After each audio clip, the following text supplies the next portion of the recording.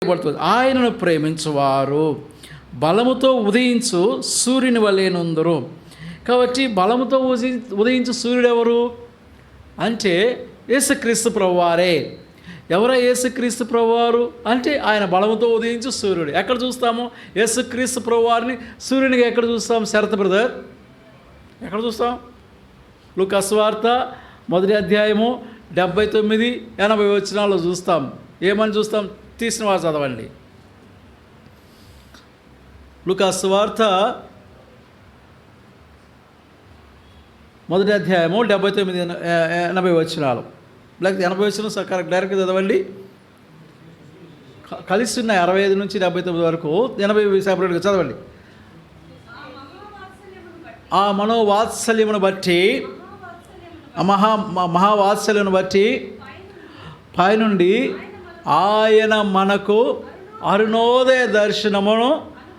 ఎవరి అరుణోదయ దర్శనము అంటే యేసుక్రీస్తు ప్రభువారు. మలాకి కూడా చెప్తూ వచ్చాడు. ఏంటి? నీతి సూర్యుడు మనకు ఉదయించును, అతని రెక్కలు మనకు ఆరోగ్యమును కలుగచే. కాబట్టి ఉదయించే సూర్యుడు, బలమైన సూర్యుడు ఎవరంటే యేసుక్రీస్తు ప్రభువారే. నీవు నేను యేసుక్రీస్తు వారి అంతా బలిష్ఠముగా ఉండాలంటే, బలంగా ఉదయించాలంటే, మన యొక్క కిరణాలు శక్తివంతంగా ఉండాలంటే, కిరణాలంటే మన యొక్క సాక్ష్యం. ఆయన కిరణాలు వేరుగా ఉంటాయి. మన కిరణాలు దేనికి సాదృశ్యంగా ఉన్నాయి? లోకమునకు వెలుగైన యేసుక్రీస్తు ప్రభువారు చెప్తూ, నేను మాత్రమే లోకమునకు వెలుగును కాదు, మీరును లోకమునకు వెలుగై ఉన్నారని చెప్తూ ఉంటే అర్థం ఏంటి? మన వెలుగును ప్రసరించేవారు మన అర్థం. ఎలాగ లోకమునకు వెలుగై ఉన్నామంటే, మనము ఉదయించే సూర్యుని వంటి వారము, అస్తమించే సూర్యులు కాదు. ఎవరంట? మనం ఉదయించే సూర్యుడు. కాబట్టి యేసుక్రీస్తు ప్రభువారు ఎట్లా ఉదయిస్తూ వస్తున్నారో, ఎంత బలంగా ఉదయిస్తూ వచ్చారో, మనం కూడా అట్లనే బలంగా ఉదయించాలనేది దేవుని యొక్క ఉద్దేశం. అట్లా యేసుక్రీస్తు ప్రభువారు ఎలా ఉదయిస్తూ వచ్చారో మనం కూడా అలా ఉదయించాలంటే కొన్ని సంగతులు మనము దేవుని యొక్క వాక్యంలో నుంచి చూడనంటున్నాం. చూడండి, యోహాను, దేవుని ప్రేమించినటువంటి యోహాను అనే ఒక భక్తుడు ఉన్నాడంటే, అపోస్తలుడు, దేవుని ప్రేమించి, ఆయనకు పేరే దేవుని ప్రేమించినటువంటి శిష్యుడని వ్రాయబడుతుంది. ఆయన రాశాడు ఒక పత్రిక. పౌలని రాయలేదు కానీ మంచి పత్రికలు రాస్తూ వచ్చాడు. 3 పత్రికలు రాస్తూ వచ్చాడు. మొదటి పత్రిక 2వ అధ్యాయము 15వ వచనంలో ఒక మాట చెప్తూ వచ్చాడు. చదవండి. ఈ లోకమునైనను, లోకములో ఉన్న వాటినైనను ప్రేమింపకుడే. ఎవడైనను లోకమును ప్రేమించిన ఎడల తండ్రి ప్రేమ వానిలో ఉండదు. లోకములో ఉన్నదంతయు అనగా శరీరాశయు, నేత్రాశయు, జీవపు డంబము. కంటిన్యూ చేస్తాము, నేను చెప్పేంతవరకు కావు.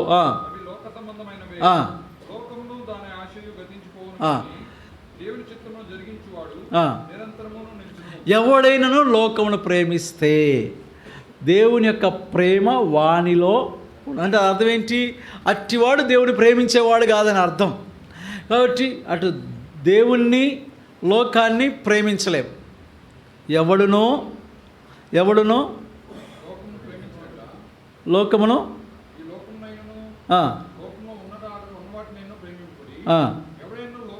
ఎవడైనను లోకమును ప్రేమిస్తే తండ్రి ప్రేమ వానిలో ఉండదు. అంటే తండ్రి ప్రేమ వాళ్ళంటే దేవుని ఎడల వానికి ప్రేమ ఉండదని అర్థం.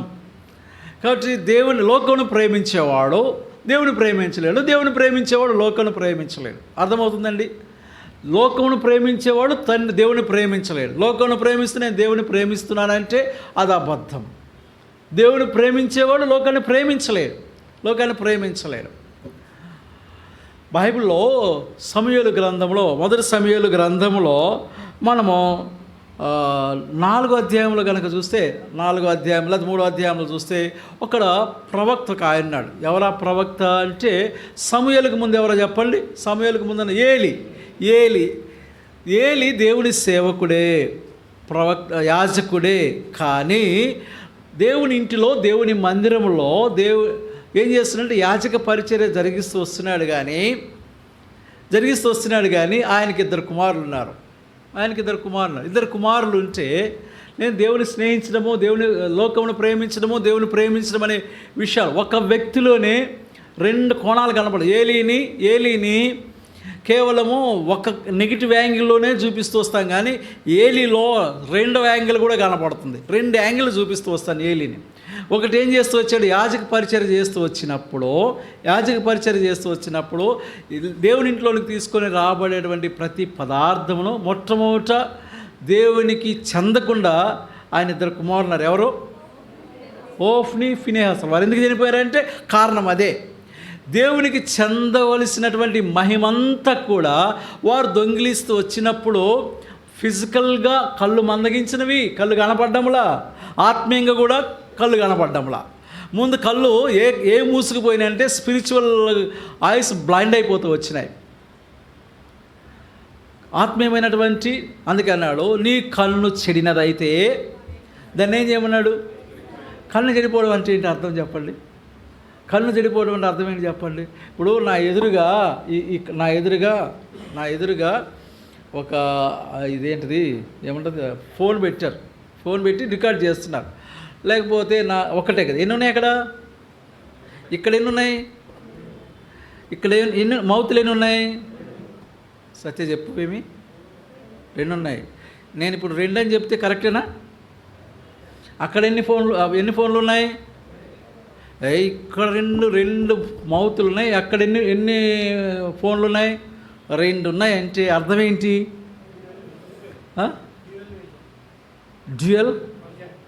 Dual vision.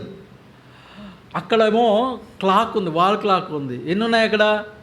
నీకు ఎన్ని కనపడుతున్నాయి చెప్పు, వెనక్కి తిరిగి చూసి చెప్పు. నాకు 2 కనపడుతున్నాయి. నీ విజన్ గొప్పదా, నా విజన్ గొప్పదా? నీకు ఒక్కడే కనపడుతుంది. నాకెన్ని కనపడుతున్నాయి? నీకు ఒక్క ఫోనే కనపడుతుంది. మీ అందరికి ఎన్ని కనపడుతున్నాయి మా ఫోన్లు? అక్కడ ఒకటేనా? ఇస్తారక్క చెప్పు, ఎన్ని కనపడుతున్నాయి? నాకు 2 కనపడుతున్నాయి. సరే బ్రదర్, వెంకటేశ్వరరావు బ్రదర్ ఎన్ని కనపడుతున్నాయి?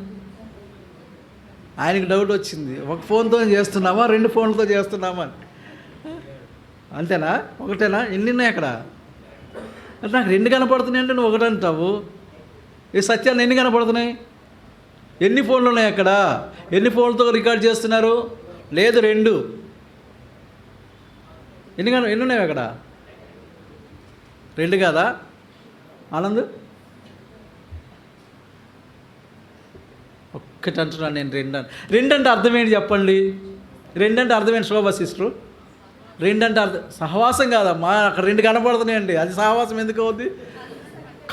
నా కళ్ళు ఏమైనాయి? అది కరెక్ట్ చెప్పండి. నా కళ్ళకి చత్వరం వస్తే అది 2 కనపడుద్ది.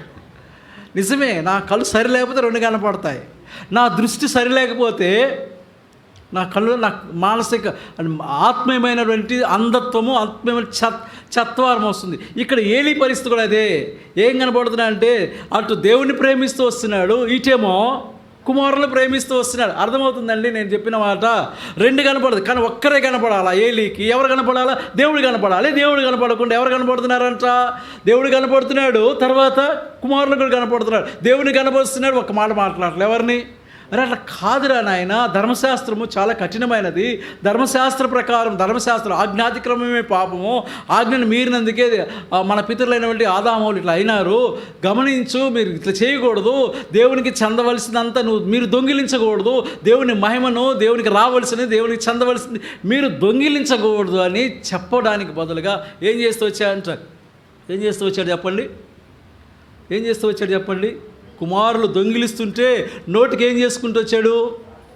నోటికి ప్లాస్టర్ వేసుకుంటూ వచ్చాడు. కుమారులు దొంగిలిస్తుంటే నోటికి ప్లాస్టర్ వేస్తా అంటే కుమారులు చేస్తున్న కార్యం కనపడలే ఏలీకి, కనపడడం లేదండి. అంటే ఏలీకి మొట్టమొదట ఫిజికల్ బ్లైండ్నెస్కి ముందేమో స్పిరిచువల్ బ్లైండ్నెస్ వచ్చింది కనుక కుమారులు చేసేదంతా కనపడలే. అంటే ఆ వయసు వరకు వెయిట్ చేస్తూ వచ్చాడు. దేవుడు దీర్ఘశాంతం కలిగిన వాడు, త్వరపడేవాడు కాదు. దేవుడు దీర్ఘశాంతం కలిగిన వాడు కనుక చూస్తూ వచ్చాడు. మంచిది. ఏం చేస్తూ వచ్చాడండి చూడండి. సమూయేలు గ్రంథం, మొదటి సమూయేలు గ్రంథం. నేను దేవుని ప్రేమించే వారి గురించి మాట్లాడుతూ వస్తున్నాను. మొదటి సమూయేలు గ్రంథం 4వ అధ్యాయం అంటే మొదటి కోణం అది. 2వ కోణం గురించి మాట్లాడుకుందాం. దేవుని మందసము అన్నమాట పలుకగానే ఏలీ ద్వారం దగ్గరనున్న వెనకకు పడి మెడ విరిగి చనిపోయాను. గమనించండి, ఏలీలో అద్భుతమైనటువంటి సంగతి కనబడతా ఉంది. ఏలీలో మనం ఇప్పటిదాకా నెగిటివ్నెస్ చూస్తూ వచ్చామో ఏంటంటే, ఈ దేవుని యొక్క మహిమ ఎప్పుడైతే వీరు దొంగిలిస్తూ వస్తున్నారో, హోఫ్ని ఫినెహాసులు దేవునికి రావలసిన మహిమనంతా వారు దొంగిలిస్తూ వచ్చారో, దేవుడు ఏం చేస్తూ వచ్చాడంటే వెడలిపోయాడు. దేవుడు ఆ స్థలంలో లేడు, దేవుని మందిరంలో లేడు, దేవుని ప్రజల మధ్యలో లేడు. కేవలం ఇద్దరు వ్యక్తులను బట్టి. ఎందుకు ఓడిపోతూ వచ్చారు? ఆయి చిన్నదే కదా. ఎందుకు ఓడిపోతూ వచ్చారండి ఇశ్రాయేల్ ప్రజలందరూ? ఎందుకు ఓడిపోతూ వచ్చారు?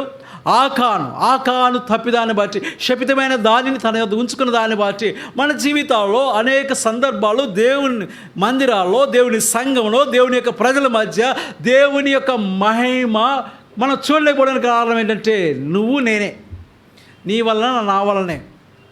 కళ్ళు ఏమైపోయినాయంటే, నాకు 2 కనపడిన రీతిగా ఏం కనపడుతూ వస్తున్నాయంటే, దేవుడు కనపడుతున్నాడు, దేవుని ప్రేమిస్తున్నట్లు కనపడుతున్నా. అదే సందర్భంలో ఈక్వల్గా దేవునితో పాటు ఇంకొకరు మన జీవితాల్లో, అది మనిషి అయినా కావచ్చు, స్థలమైనా కావచ్చు, వస్తువైనా కావచ్చు, విగ్రహంగా పెట్టుకొని దేవుడు విగ్రహం పెట్టుకొని వస్తున్న కారణం చేత ఏం చేస్తూ చూసి దేవుడు ఏం చేస్తూ వచ్చాడే, ఆ స్థలం నుంచి వెళ్ళిపోతూ వచ్చాడు.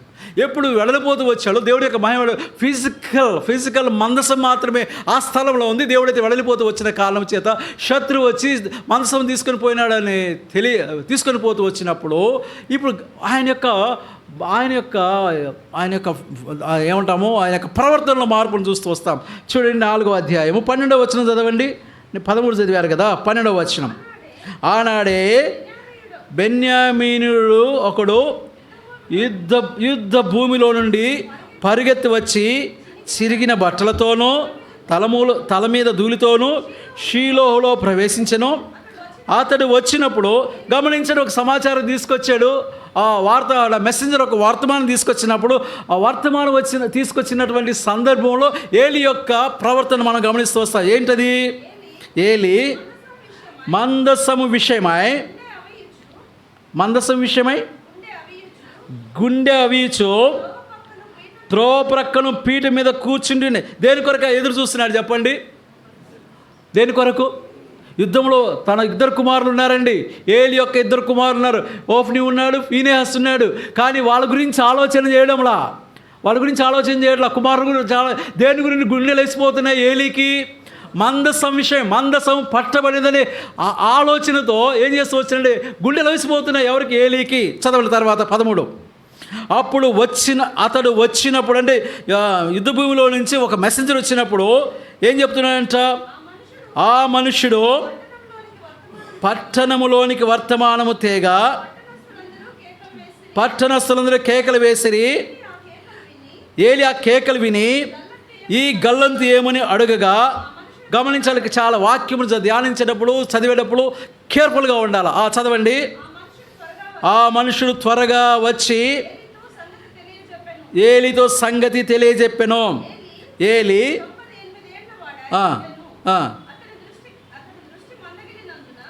అంటే ఇది చదువుకుంటూ వస్తే చదవండి, మంచిది. ఎలా చదవండి. ఆ మనుషుడు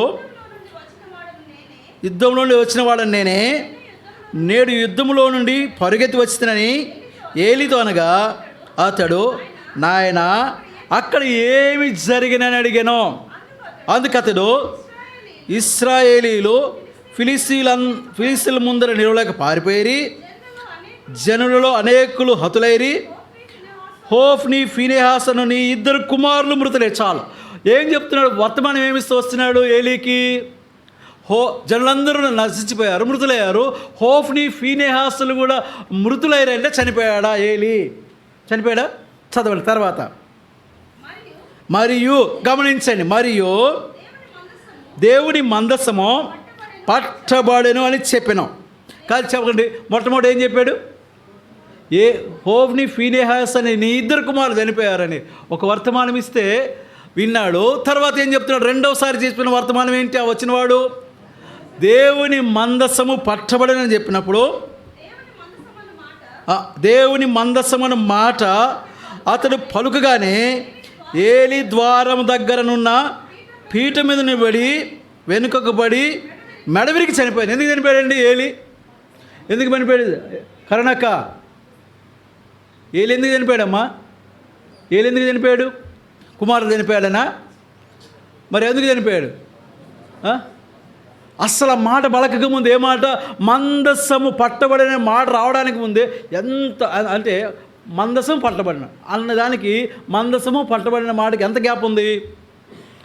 మందసము పట్టబడిన అనే మాట, మందసము పట్ట రెండు మాటలే కదా.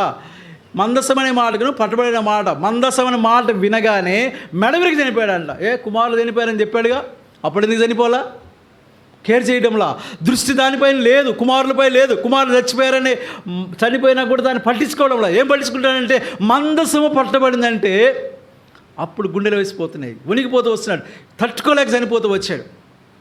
మొదట్లో బలహీనుడే, ఏలి మొదట్లో బలహీనుడే, కుమారులు ప్రేమించిన వాడే, దేవునితో సమానంగా చూసినటువంటి వాడే.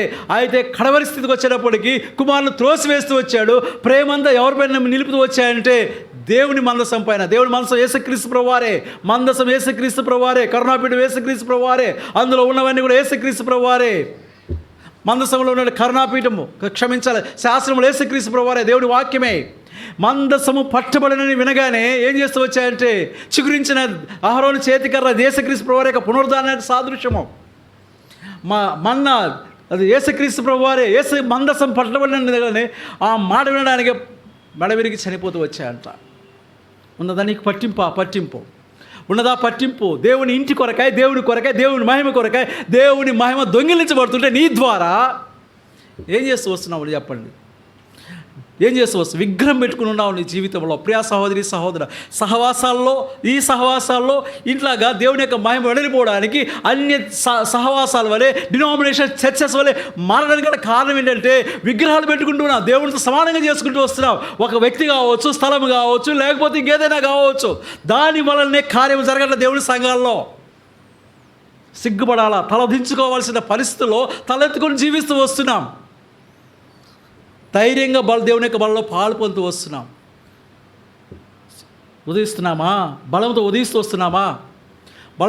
వస్తున్నామా? చెప్పండి.